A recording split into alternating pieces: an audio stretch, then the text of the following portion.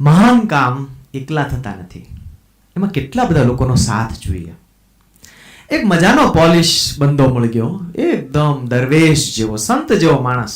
મને આજે નવાઈ લાગે છે કે હું એની સાથે ફિટ કેમ બેઠો, કેમ કે મારે ખોટું બોલવા જોઈએ, લૂંચાઈ કરવા જોઈએ, લોકોને છેતરવા જોઈએ. હું હાલતા ખોટું બોલી દઉં. ધંધો થતો હોય તો હું સત્યને મરોડવા તૈયાર છું. હું સ્ટીવ જોબ્સ છું. એનું નામ હતું સ્ટીવન વોઝનિયાક. પોલિશ એન્જિનિયર, IBM માં નોકરી કરે, મારાથી 5 વર્ષ મોટો, પણ જીનિયસ. એપલનું જે કંઈ પણ તમે ટેકનિકલ ગ્રેન્ડ્યોર જુઓ છો, એનું પ્રિસિઝન જુઓ છો, એ વોઝનું કમાલ છે. વોઝને અમે બંને કામ શરૂ કર્યું પપ્પાના ગેરેજમાં.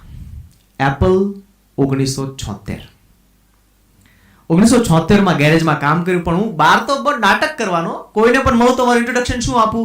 આઈ am the director of marketing and ex personal consultant to the Atari company. એટલે લોકોને એમ લાગે કે આ બહુ મોટી કંપની હશે, એટલું હું જુઠ્ઠું બોલી નાખતો. આ વોઝ અને મેં એક નાનકડું ડિવાઇસ બનાવ્યું, એનું નામ હતું બ્લુ બોક્સ. બ્લુ બોક્સથી શું થતું તો કે લોંગ ડિસ્ટન્સ જે ફોન કોલ હોય એ ફ્રીમાં કરી શકાય. જે ફોનની લાઈન પસાર થતી હોય એની સાથે તમે કનેક્ટ કરી દો બ્લુ બોક્સને, એટલે તમે ફ્રીમાં કોલ કરી શકો. પેલો તોફાની બાળક મારી અંદર, વિદ્રોહી બાળક, કારણ કે એ વાત મને બહુ હજી ખટકે છે કે મારા મમ્મી પપ્પાએ મને કેમ તરછોડ્યો. આ વાતની એટલી બધી અસર થઈ કે પછીથી મારે દરેક વસ્તુ મારા કંટ્રોલમાં જોઈએ એવું મને લાગવા લાગ્યું.